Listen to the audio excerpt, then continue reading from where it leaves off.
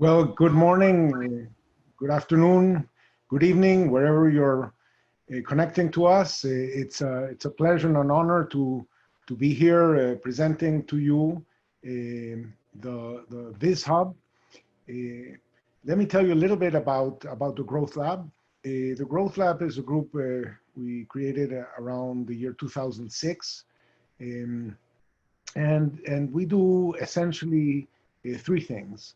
The first thing we do is we do academic research, the kind of thing that we write for journals, for academic journals, and peer reviewed and all that stuff. And many ideas have come out of there, including the ideas of economic complexity, the product space, growth diagnostics, etc. The second thing we do is we like to partner with countries to figure out about their development strategies. We deploy our theoretical ideas and so on in these applied work, but we also get a lot of our insights into what to research for our academic effort from those engagements. And we've engaged over the course of these 14 years with about 36 countries and regions and cities. So because we work both at the national level, at the regional level, and at the urban level. In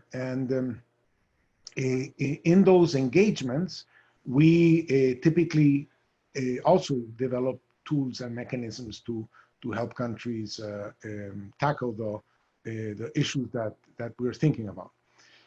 It's been a tradition at the Growth Lab that whenever we do research, we try to see if we can convert that research into some kind of useful tool.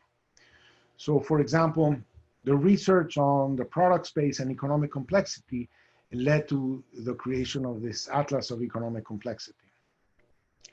But the Atlas of Economic Complexity, many of you would probably know it. It's a constantly improving tool, and it's probably the reason why many people know us, because it has received well over 1 million individual users over the years.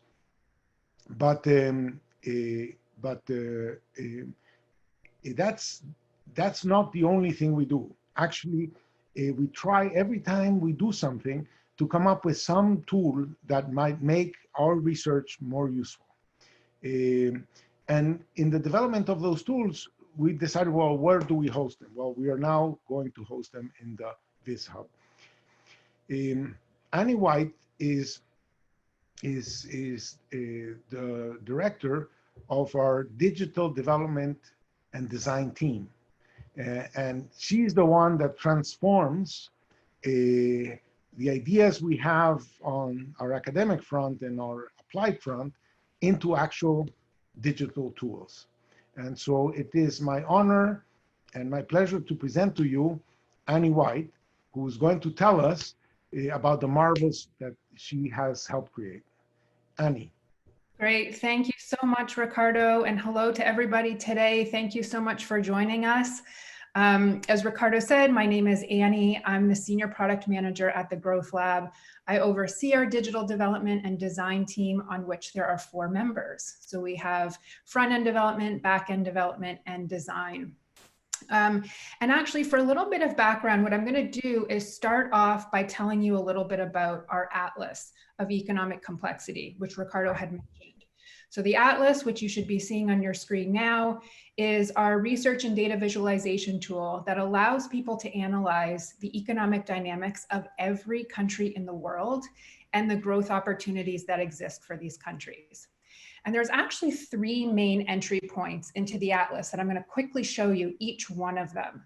So the first is this Explore section. And here, one of the easiest ways to engage with the Explore section is to start by choosing your country. So today I'll go to the country drop-down menu and I will choose Indonesia. And right off the bat, you can start to see the breakdown of Indonesia's exports all throughout this tree map. So each colored segment refers to a sector. I can also see Indonesia's imports as well. And I'm looking at 2018 on the timeline. But you can even explore these trade flows over time to start to get a sense of the dynamics of a country's economy. So not just what's happening in a given year, but what's happening over the decades. One of the newest visualizations that we added to the Atlas is this global share visualization. And here you can see that the share of the world market for Indonesia's exports for each one of these 10 sectors.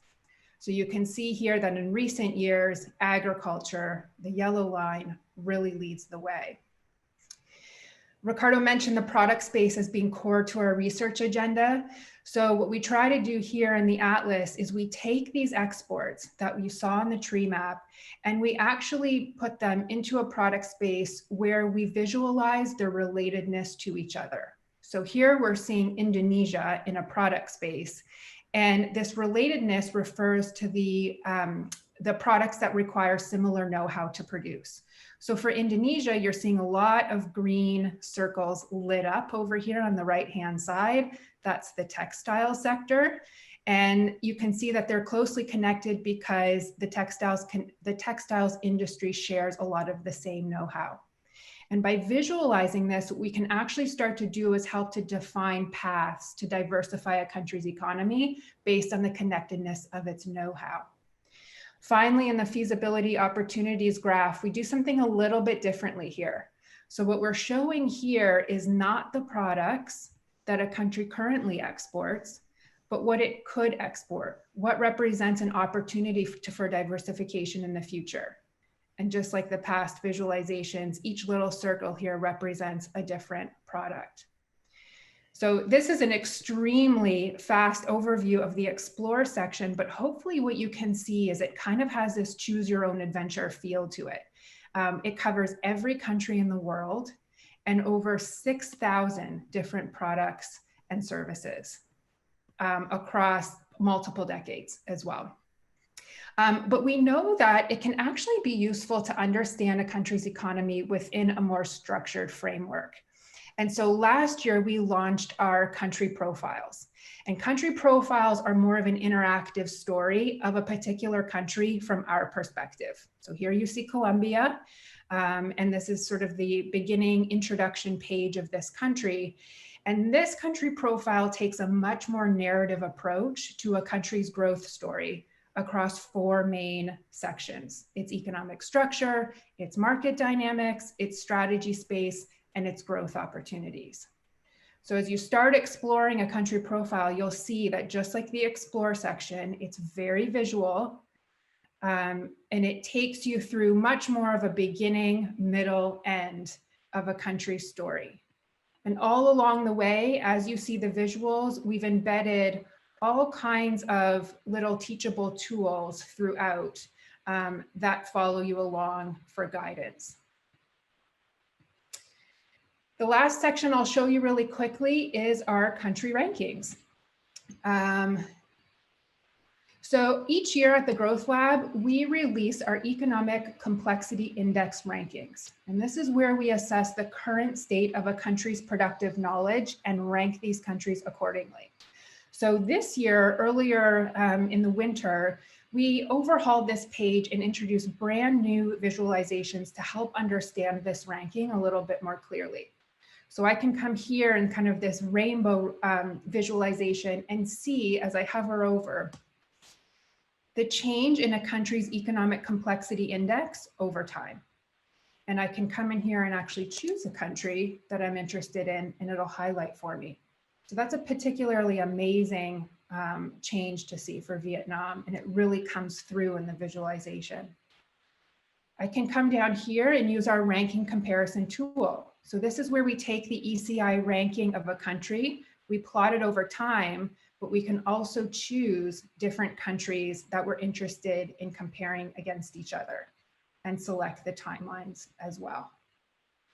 And then finally, we take all of this information, a country's rank, its ECI, and the change in that ECI over 5 or 10 years, and we plot it all in a table that you can sort.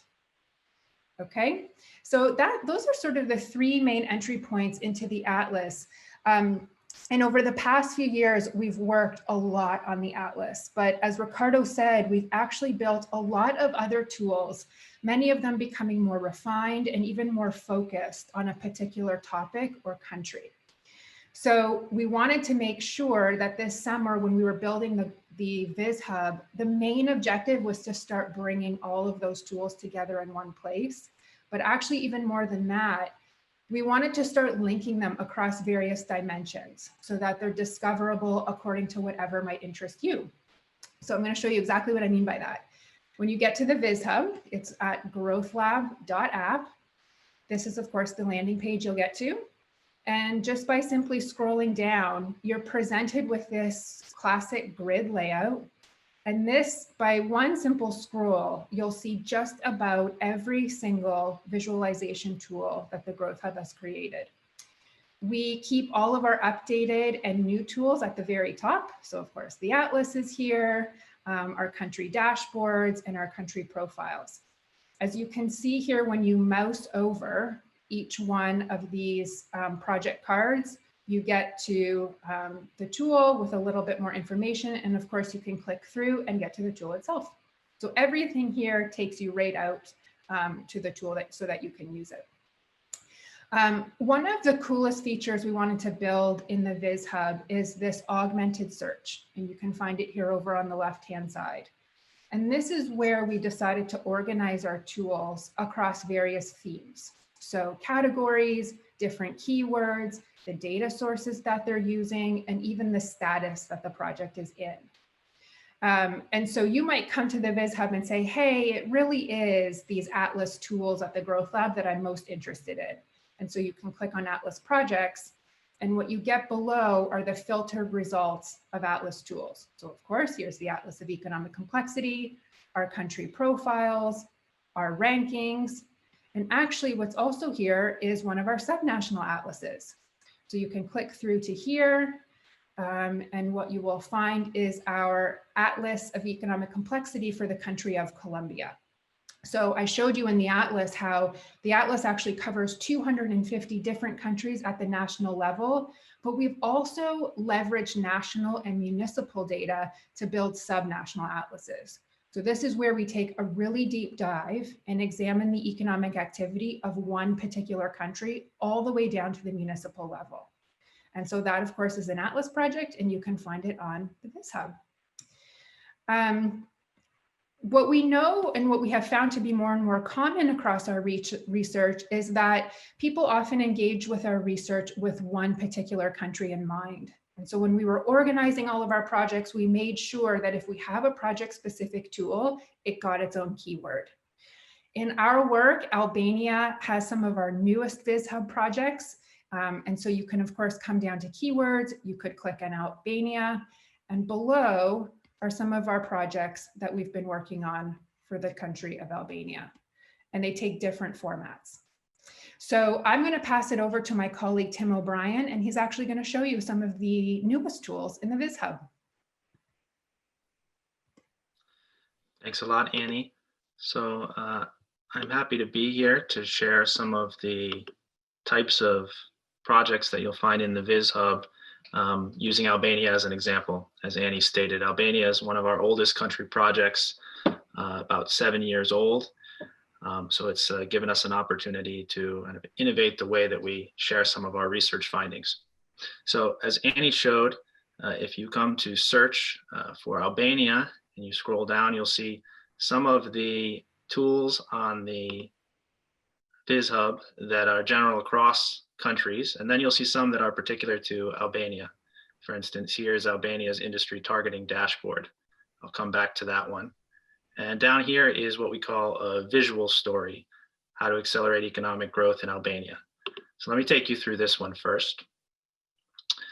This visual story is kind of a new thing that we're trying, and we'll hopefully do it with more country projects in the future. It's an attempt to distill a lot of research that we do in the country along growth diagnostics, economic complexity, other areas, into a kind of output that's easier to digest than our normal 50, 100-page reports and presentations, but something that can connect with, we hope, policymakers as well as the public, in this case, inside Albania and outside of Albania. So let me just scroll through a little bit and show you what these types of online stories will contain. So as I scroll down, you'll see that some of the graphs kind of reveal themselves as you scroll. This was a really cool thing that we were able to do by working together with Annie's digital development and design team to really make these graphs show as much information as possible. So they're also interactive in that you can hover over data points and see in more detail what you would see in a typical static graph. So as you scroll, you'll learn about Albania's growth history, current challenges, in visualizations that I hope really tell a compelling story, again, where you can hover and reveal things that you wouldn't be able to reveal if this was a static report. So these visual stories have given us an opportunity to really be more creative in the way that we share information through both what's written and what's in the graphs. So I hope you get a chance to read through. There are a few visualizations that this gives us an opportunity to really think outside the box. This is one in particular that I particularly like, that uses FDI markets data to compare sectors in which Albania is receiving foreign direct investment, the scale of that foreign direct investment versus several other somewhat similar countries.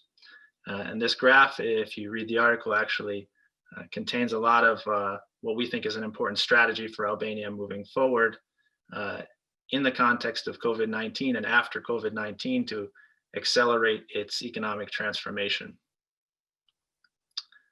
So I'll just continue to scroll through so you could see some of the features that you'll find in the tool, or in the story, sorry. Again, the ability to highlight individual data points and really see a lot from these graphs. At the end of this story, I'll actually click over to one of the other tools that you'll find on the Viz Hub. And we call this the Albania Industry Targeting Dashboard. And for reasons that we discuss in that story, we think that Albania has an opportunity to be much more targeted, strategic, proactive in the way it attracts investment to the country, to take advantage of its comparative advantages and attract companies that will drive its economy forward. So this was an undertaking that we did together again with the design and development team as our Albania country team, also leveraging tools that the Growth Lab has put together for other country projects as well. And the way that this is set up is somewhat like the Atlas in that it's organized around parts of the economy, but in this case, it's organized around industries, which has the important benefit that we can look in detail at services. So for instance, I can go here and look at motion picture, video, and television program activities. And this particular tool assesses this industry in Albania along two dimensions: viability, in other words, how likely is it for this industry to thrive in Albania, and attractiveness, which looks at how attractive this industry would be if it was to expand in Albania.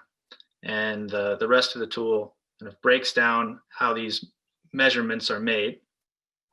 This particular industry is in a good location for proactive investment promotion because it's both viable and attractive.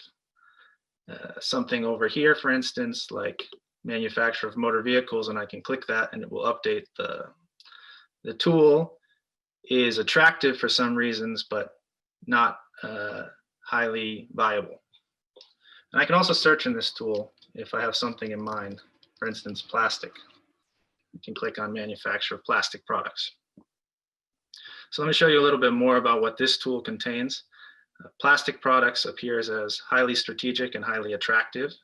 And as you scroll down, it kind of reveals why on 5 viability factors. 2 of them are typical complexity indicators that you'll see a lot in our Atlas of Economic Complexity, but kind of recreated to apply to industries. There's another dimension of high FDI to peer countries, suggesting that other countries that are similar to Albania are attracting this investment, so maybe it'll work in Albania too. And then there are two variables here that connect with our growth diagnostic in Albania. Industries that use a lot of electricity, we think are strategic in Albania because it has low electricity costs that will get lower over time. And industries that don't require a lot of contracting and use of the courts to resolve contracts are a good bet for Albania right now because it's going through a judicial reform. So for any industry that you pick, it'll show you the scores for each of these. All of these graphs can be downloaded. Same principle for attractiveness. In this case, it uses high wages, high youth employment, high global FDI flows, and high export propensity. All these things are things that are strategic for Albania. And they all come from different data sets that we've kind of combined on the back end together with Annie's team. This tool also has the ability for a user to explore at the company level who you might target as a potential investor in Albania. So the tool is really meant for the use of the Albanian government or other non-government actors that are trying to support investment promotion in Albania, but it's open to everyone, of course, on the Viz Hub. So the tool will show you the flow of investment in this industry over time. It'll allow you to see who the biggest players are in different areas, including in the Balkans here. And for users who have a subscription to FDI markets, we've actually set this up so that it's password protected. And if you have that access, you can access more information about where those companies actually have their headquarters. And this is important to Albania because Albania has a network of in economic diplomacy through embassies and ambassadors abroad, where they could use this tool to say, in Belgium, what are the companies that manufacture plastics that are headquartered there, even to the level of what's in Brussels. And finally, the tool uses Albanian labor force survey data to look at the industry's current status in the country. For instance, where jobs are currently located, the education distribution of jobs, occupation distribution, wages and how they compare to country wages overall. And then finally, it allows you to see what other industries are nearby in the complexity sense. For instance, manufacturing of paints, varnishes, and similar. And then you might come up to the top and explore one of those related industries. In this case, it's highly attractive, but on the border between viable and less viable. And of course, it'll show you why. So we really enjoy building tools like this that take our diagnostic finding and actually empower the government in an important way to take steps to resolve a constraint that we think is constraining faster, more inclusive, or more sustainable growth. And you'll see other instances like this on the Viz Hub, and hopefully they're easy to find now. And we're really excited to hear everybody's feedback. So let me welcome Ricardo back for some more comments before we go to questions. No, well, I think those were two excellent presentations. Thanks, Annie and Tim. And, you know, I think I'm eager to hear the questions and the comments from the audience. Thank you very much. While we take some more questions, I wanted to ask Annie if she could maybe elaborate a bit on the process behind putting one of these tools together. Maybe something like the country profiles, if you want to share some of that. Sure. Yeah, our process, if there's a word to describe our process, it's extremely collaborative. So it always starts with a research and discovery phase. And one of the advantages of having in-house software development at the Growth Lab is that we can be really, really close to the research agenda from the beginning. So we try to take advantage of that position and learn as much as we can about the research agenda that will inform a tool, who it will be for, and then of course, whether we have the technology and what technology we will use to build it. So that can be a multi-month process. Sometimes it's just a week, but that always leads the way. And then typically happening in tandem is we begin a data exploration process. So this is where we're wrangling with which data sets will we use? Do they need to be cleaned? How will we render them for a data visualization tool? At the same time, with that combination of data and research, we often go through a process of designing a wireframe. So for those of you who don't know, a wireframe is like a sketch of what you intend to build before you even commit a line of code. And it's really a way to start getting all the ideas onto paper in a really refined way. And so we begin that design process. We combine that with data exploration. We set up a data, usually databases and ingestion pipelines. And only once all of that is sort of locked and loaded do we begin the coding process. And through every step of the way, research and development, wireframing and design, data development, software and front-end development, we do lots of engagement with stakeholders and users. So we show our work as often as possible to get feedback, to check our assumptions, and to get even better ideas than what we're proposing. And so we work with our researchers at the Growth Lab. We work with policymakers to test our work. And then of course we end with a wonderful launch event just like this. Thanks, Annie. Ricardo, we have a question from Mosa, wondering if there have been any assessments of how successfully some of our growth strategies have been implemented. That is always a complicated assessment because, you know, when things turn out well, it's hard to take credit because you don't know the counterfactual of what would have happened had we not been there. And we're extremely proud of the turnaround in the economic situation of Albania post 2013, where I think we really entered into a crisis situation and really nicely participated in the turnaround. I think that in other countries, you can see our impact by the way the change in government strategy and the change in the international perception of that government strategy. So I think we're very proud of our current engagement in Jordan. In other countries, we got engaged for a significant chunk of time, and the government politically went in a different direction. And years later, they are sort of like back, and our ideas have been, in some sense, influential in the way people are conceiving the future.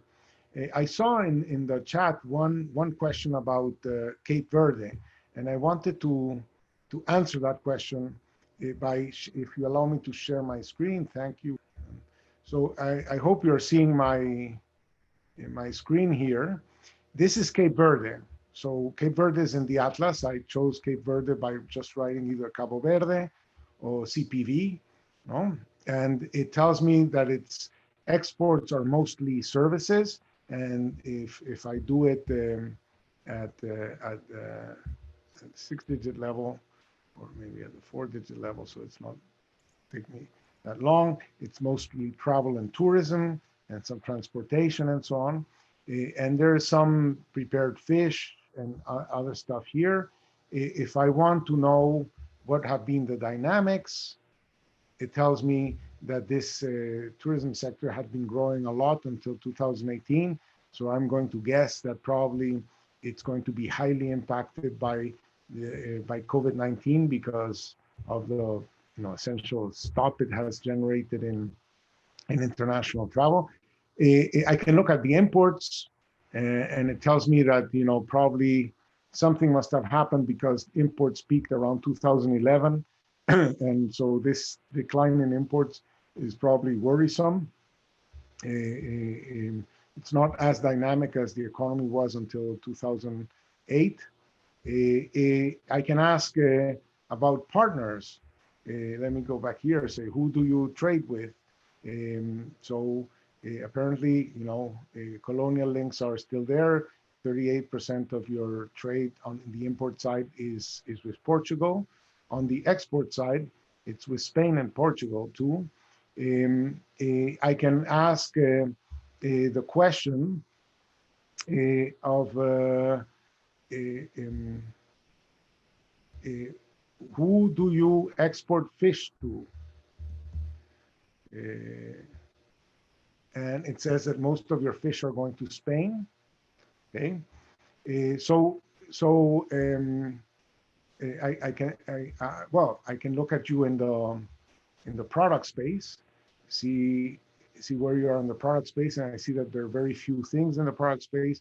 I have prepared fish there, frozen fish, and spirits, and artificial filaments, and so you see a little bit of what the productive structure is over there. So actually Cape Verde and 250 so other countries are in the Atlas, and it's available for you to explore at any time. I think Mosa also had a question about post-conflict states. Mosa, I believe, comes from Afghanistan, and we are in the process of negotiating a project in Afghanistan that's going to be one post-conflict state. We also had a previous engagement in Liberia, and I don't know what to call our project in Venezuela, but Venezuela is worse than a conflict state. It's a failed state, and it has the worst economic catastrophe, probably the third largest economic catastrophe in the world since 1960. Only in terms of declines in GDP per capita, peak to trough, it's bigger than everything except for Liberia and Tajikistan. So just to give you a little bit on our previous experiences with complicated places. We have a couple of questions on data. How do we acquire it, especially in developing countries? Maybe we can talk about that process and quality control, what we do for quality control. There are different data sets in different tools. The Atlas is powered by UN data on trade. It's called the Comtrade data set. But we developed a mechanism to clean the data, which was done by Sebastian Bustos and Mohamed Yildirim. So we call it the Bustos-Yildirim method. And it's based on the idea that every transaction gets reported twice, once by the importing country and once by the exporting country. And they developed an algorithm that decides who's more trustworthy of the two, reporters. And we use that to clean the data and so on.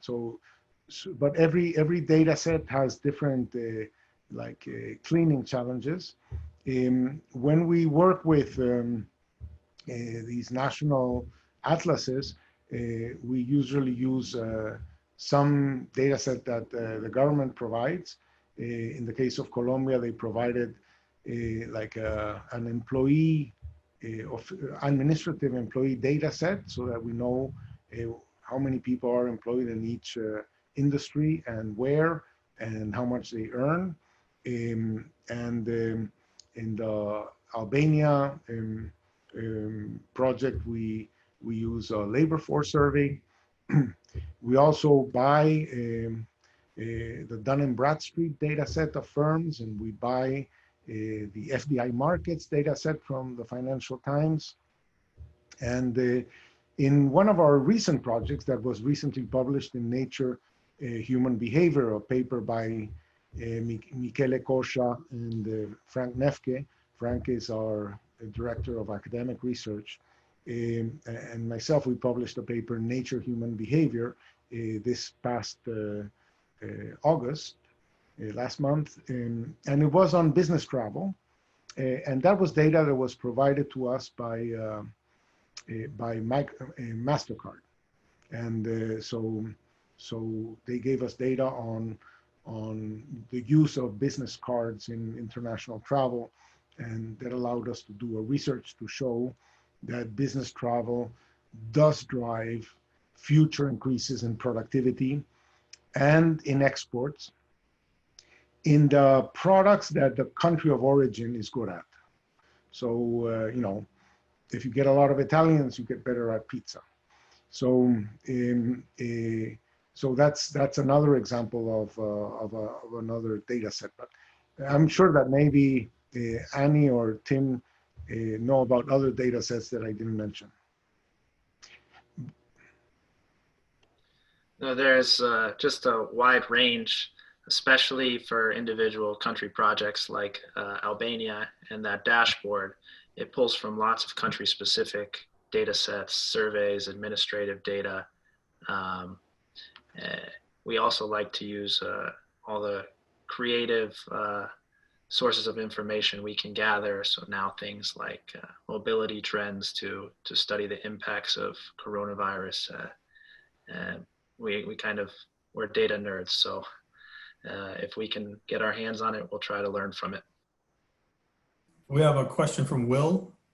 How have private sector companies worked with governments to act on this information? And how do you think it will evolve moving forward?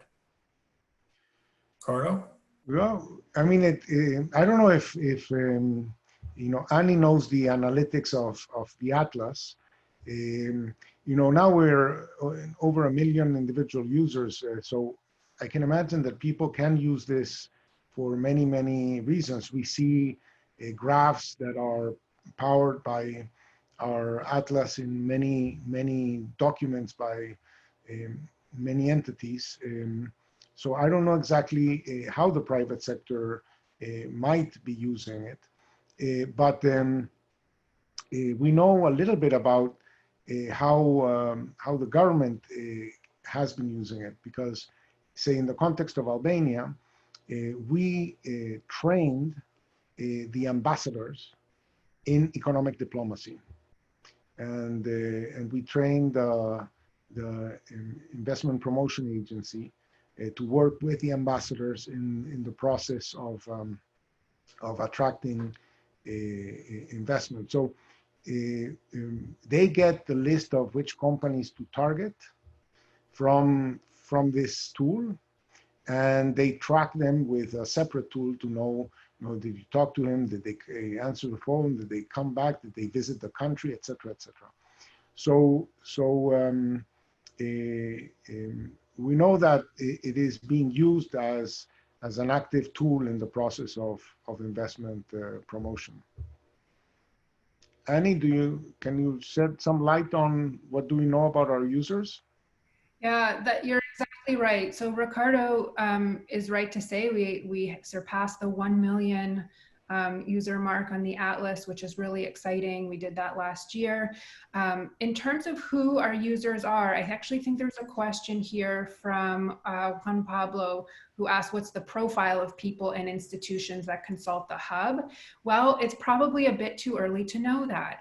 We just put out the Hub last week live, so we're excited to see who starts coming to the site itself. But if we're talking about the Atlas, our core group of users are policymakers, academics, more and more journalists. So I think what journalists really like are data visualizations that do a lot of the explaining for them.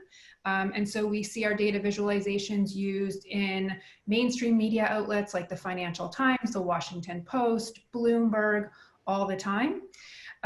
We see our work from the Atlas used by the World Bank, the IMF, the IDB as well, oftentimes generating larger analytical reports. On your question about the private sector, actually just this morning, the rankings tool that I showed you on the Atlas was used in a news piece on economic growth in Australia, urging entrepreneurs in Australia to use the Atlas to identify new opportunities for investment and new areas for growth. So I think when we talk about the private sector, it's exactly what Ricardo said. It's people trying to identify what's next for my country. We have one final question. So if anybody has any others, now would be a time to ask them. It's just related to how can we use data for analyzing crises, say the post-COVID-19 phase of performances? Is there any way to see the impact, forecast, etc.? The Growth Lab created a task force to help countries think through their strategy vis-a-vis COVID, especially their economic policy strategy. So we've gained a lot of experience in how to analyze some of the issues, but I think it's been too soon to develop a tool for it. So we're deeply engaged in COVID strategizing, but I don't think we have a tool for public use yet. I want to thank all of our speakers. I want to thank all of the attendees, and just growthlab.app is the URL for the Viz Hub. You'll find all of our latest research, news, profiles on faculty, fellows on growthlab.cid.harvard.edu. And we're very active on social media, especially Twitter. This is our handle at Harvard Growth Lab without the O. Thank you. Thank you all. Thanks, everyone.